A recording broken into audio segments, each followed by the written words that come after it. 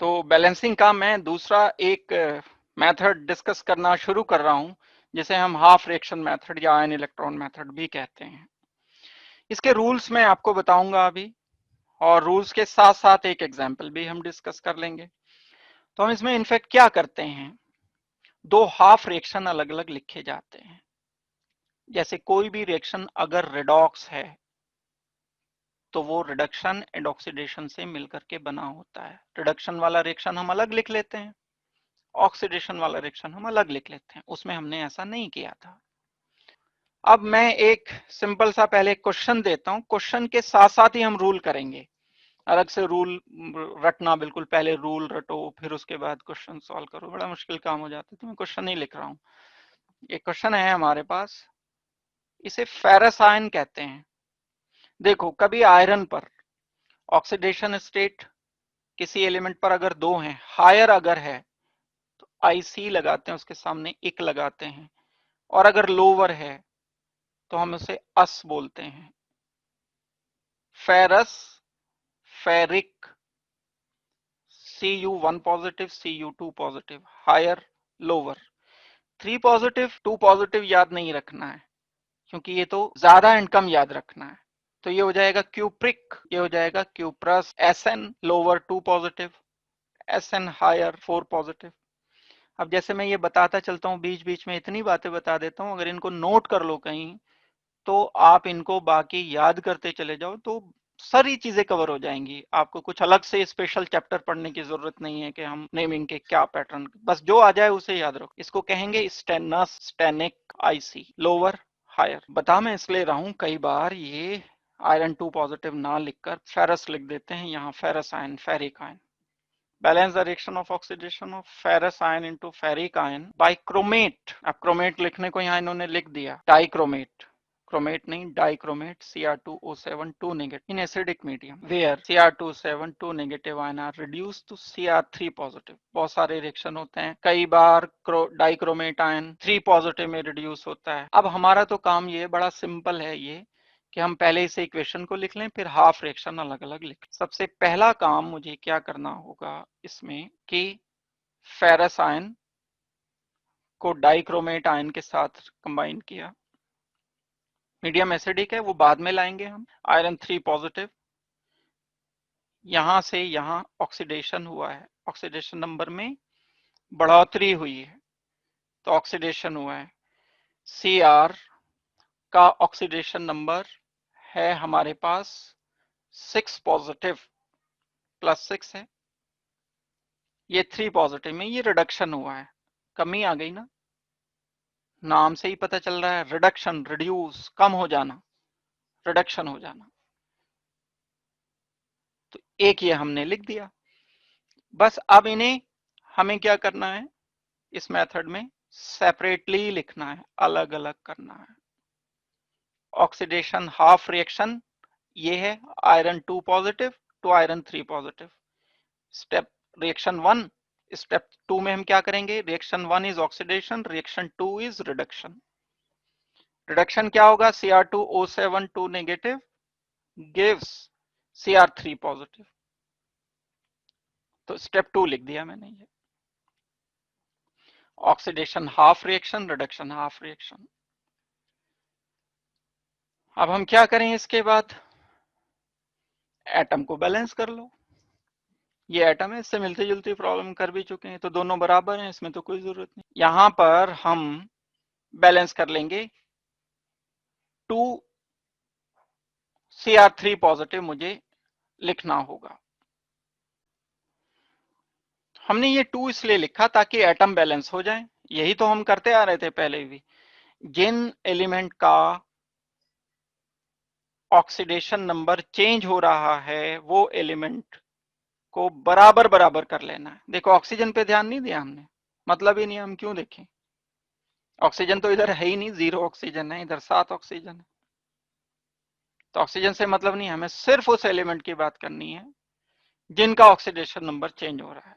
Balance कर लिया हमने, और बैलेंस करके 2 लिख दिया। एक्वस का मतलब ये होता है, देखो कोई भी आयन अगर है दुनिया में, कभी भी कोई भी आयन है, A पॉजिटिव, B नेगेटिव, तो वो डिसॉल्व्ड फॉर्म में रहता है, वाटर में डिसॉल्व, वाटर पोलर होता है बहुत। ये इससे अलग हट के बात है।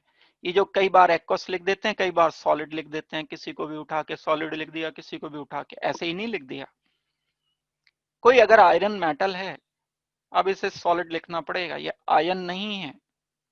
आयन होता तो वाटर में डिसॉल्व हो जाता। वेल, अब हमें एटम को बैलेंस करना है। ये तो पहले से ही बैलेंस्ड हैं, तो इसकी तो जरूरत नहीं पड़ी। हमने बैलेंस कर लिया इस क्रोमियम के एटम्स को। इनको ही क्यों? क्योंकि इनके ही ऑक्सीडेशन नंबर में चेंज आया है। यहां तक तो हमने बिल्कुल लास्ट वाले पार्ट की तरह से किया, जैसे हमने लास्ट में किया था। अब हमें इनको चार्जेस को बैलेंस करना था। यहां हम थोड़ा सा चेंज करते हैं। इस हाफ रिएक्शन मेथड में हम एक चेंज ये करते हैं कि हम चार्जेस को बैलेंस करने से पहले बैलेंस करते हैं किसको? चार्जेस को बैलेंस ना करके हम ऑक्सीजन को टोटल बैलेंस करते हैं। ऑक्सीजन, क्योंकि यहां पर 7 है, यहां पर हमें 7 ऑक्सीजन लिखने पड़ेंगे। और ऑक्सीजन लिखना हो या हाइड्रोजन लिखना हो, अपनी तरफ से वाटर ही बढ़ाया जाता है। लेकिन मीडियम क्योंकि एसिडिक गिवन है तो OH नहीं बढ़ा सकते। तो सिंपल आप एक रूल में चेंज ये ऑब्जर्व करके चलो कि अब हम जब स्टेप 3 हो जाते हैं तो चौथे स्टेप में हमें ऑक्सीजन बैलेंस करना है। यहाँ तो कुछ बैलेंस करने की जरूरत नहीं, और अगर करने की जरूरत पड़ रही है तो यहाँ भी वही काम करना है जो यहाँ नीचे वाले रिएक्शन में करना है। तो मुझे 7 ऑक्सीजन बढ़ाने वाटर की फॉर्म 7H2O लिखना पड़ेगा और राइट हैंड पर लिखना पड़ेगा। अब 7H2O जब मैंने बढ़ा दिए तो ऑक्सीजन तो बैलेंस हो गए, ऑक्सीजन 7 हो गए, इधर भी 7 हो गए, लेकिन हाइड्रोजन की गड़बड़ आ गई। हाइड्रोजन को हम मीडियम, क्योंकि दिया हुआ है एसिडिक, H पॉजिटिव, तो लेफ्ट हैंड पर हम H पॉजिटिव अपनी तरफ से बढ़ाएंगे। कितने बढ़ाएंगे? जितने H यहां पर हैं। कितने H गिवन है हमें? 7 मल्टीप्लाइड बाई 2 14 H पॉजिटिव। थोड़ा सा चेंज किया ये हम। तो क्या किया? स्टेप नंबर 4 में हमें क्या करना होगा? ऑक्सीजन बैलेंस करना होगा। ऑक्सीजन बैलेंस करने के लिए मैंने क्या ऐड किया? वाटर। वाटर की वजह से जो हाइड्रोजन बैलेंस हो गए, डिसबैलेंस हो गए, उसके लिए मैंने लेफ्ट हैंड पर 14 हाइड्रोजन करने के लिए अपनी तरफ से बढ़ा दिए H पॉजिटिव। 14 H पॉजिटिव हमने बढ़ा दिए। यहां से डिफरेंस शुरू हो गया। अब डिफरेंट मेथड है तो कुछ तो अंतर आएगा ही ना उस मेथड में और इसमें। यहां से डिफरेंस शुरू हो जाता है। सोचो इसे एक बार। तो हमने ये वाला जो ट्रीटमेंट किया है इसे पॉइंट नंबर 4 की तरह से हम लिख लेंगे। क्या किया? ऑक्सीजन को बैलेंस करने के लिए हमने जितने ऑक्सीजन लेफ्ट हैंड पर हैं उतने राइट हैंड पर करने के लिए वाटर बढ़ा दिए। वाटर को पूरा करने के लिए हमने H पॉजिटिव, वाटर के H डिसबैलेंस हो गए अब, क्योंकि 14 हाइड्रोजन अपनी तरफ से बढ़ गए, तो 14 H पॉजिटिव, H लिखेंगे तो H पॉजिटिव, क्योंकि मीडियम एसिडिक है। अगर मीडियम बेसिक होता देखो तो हम OH बढ़ा देते, फिर लेफ्ट हैंड पर वाटर लिख रहे होते, वो एक अलग बात हो गई। फिर बैलेंस डिसबैलेंस हो जाता ऑक्सीजन, डिसबैलेंस हो जाता हाइड्रोजन, फिर हम लेफ्ट हैंड पर वाटर लिख रहे होते। तो फिलहाल तो मीडियम क्योंकि एसिडिक गिवन है तो हम एसिडिक के अकॉर्डिंग इसको सॉल्व कर। यहां से डिफरेंस शुरू हो गया। तो हमारी दूसरी इक्वेशन है उसमें हमें इलेक्ट्रॉन को बैलेंस करना है। इलेक्ट्रॉन को बैलेंस करना बड़ा सिंपल है। हमें गिवन था क्या? आयरन 2 पॉजिटिव, आयरन 3 पॉजिटिव में ये आ रहा है, तो ऑक्सीडेशन हुआ, इसने इलेक्ट्रॉन निकाल दिया होगा। तो इधर तो माइनस में तो नहीं लिखते, हम प्लस में लिखते हैं, इधर +1 इलेक्ट्रॉन लिख देना है। ठीक हो गई बात। अब जो ये वाली इक्वेशन है, इस इक्वेशन में भी टोटल इलेक्ट्रॉन का अंतर आप चेक करो। कैसे चेक होगा इलेक्ट्रॉन का अंतर? चार्जेस से। जैसे इधर 2 पॉजिटिव था, इधर 3 पॉजिटिव, एक इलेक्ट्रॉन हम लिख देंगे। यहां हमारे पास कितना नेगेटिव है? 2 नेगेटिव, 14 पॉजिटिव। यहां कितना हो गया? 6 पॉजिटिव। ये 14 पॉजिटिव, 2 नेगेटिव, 12 पॉजिटिव रह गया, 6 पॉजिटिव हो गया। कितना अंतर है? 6 का अंतर है। इसको 6 पॉजिटिव करने के लिए मैं इधर लेफ्ट हैंड पर 6 इलेक्ट्रॉन ऐड कर देता हूं। 12 पॉजिटिव हैं, 6 नेगेटिव हैं, ये मिलकर के 6 पॉजिटिव बना देंगे। ये बैलेंस अगर मैं करना चाहूंगा तो इधर 6 इलेक्ट्रॉन देने पड़ेंगे, इधर 1 इलेक्ट्रॉन देना पड़ेगा राइट हैंड पर, इधर 6 इलेक्ट्रॉन लेफ्ट हैंड पर देने पड़ेंगे। ये दोनों इक्वेशन में अब हम अपनी तरफ से इलेक्ट्रॉन सप्लाई करके, अगर देखा जाए तो थोड़ी सी टेक्निकल काम किया इन्होंने। और क्या किया? हमने पहले इलेक्ट्रॉन को वहां एक अपने इंटीजर से मल्टीप्लाई करके फिर अपनी तरफ से H पॉजिटिव ऐड किए थे। यहाँ इन्होंने इलेक्ट्रॉन बाद में ऐड करके इलेक्ट्रॉन को मल्टीप्लाई करेंगे। ये कैसे इलेक्ट्रॉन को मल्टीप्लाई करेंगे? इधर 1 इलेक्ट्रॉन का अंतर आ रहा है, इधर 6 इलेक्ट्रॉन का अंतर आ रहा है, तो इसे 6 से मल्टीप्लाई करना पड़ेगा। इलेक्ट्रॉन क्योंकि दोनों कैंसिल आउट करने पड़ेंगे, तो 6 से मल्टीप्लाई करेंगे हम आयरन वाले इक्वेशन को। तो ये हो जाएगा 6 iron 2 positive, 6 multiplied by iron 2 positive gives 6 iron 3 positive plus 6 electron. फिर हम इनका अलजेब्रिक सम करेंगे, इलेक्ट्रॉन से इलेक्ट्रॉन कैंसिल हो जाएगा, जो इक्वेशन हमारी बचेगी वो इक्वेशन बैलेंस केमिकल इक्वेशन होगी। हल्का सा अंतर है बस। एक दो क्वेश्चन की अगर प्रैक्टिस करोगे ऐसे तो हो जाएगा। देखो मैं बता रहा हूं क्या करना है। अब आगे हमने एक इक्वेशन जो आयरन वाली थी, आयरन वाली इक्वेशन में चार्ज बैलेंस करने के लिए अपनी तरफ से इलेक्ट्रॉन फीड करा दिए। राइट हैंड पर हमें एक इलेक्ट्रॉन लिखना होगा। यही सेम काम हम ऊपर वाली इक्वेशन में करेंगे। ये जो इक्वेशन हमारी थी, इसको इनके चार्जेस को बैलेंस करने के लिए इलेक्ट्रॉन इसमें फीड कराने होंगे। ये इलेक्ट्रॉन मैंने 6 इलेक्ट्रॉन फीड करा दिए।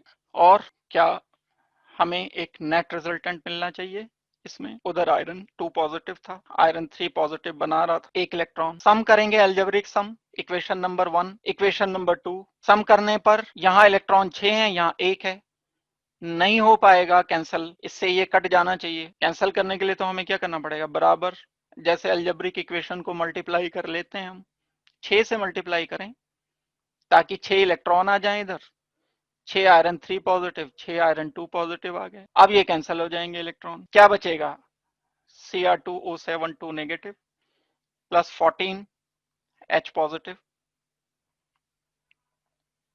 Plus 6 iron 2 positive